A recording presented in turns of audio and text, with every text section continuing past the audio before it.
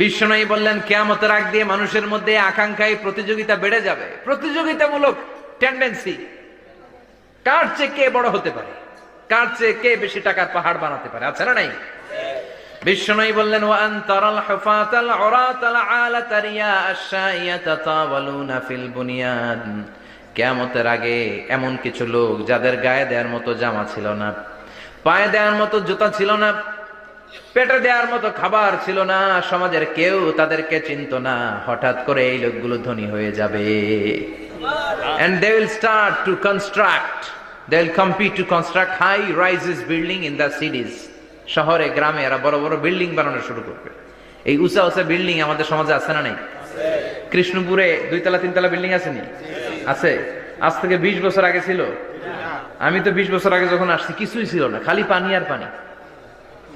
আর এখন 2 তলা 3 তলার অভাব নেই।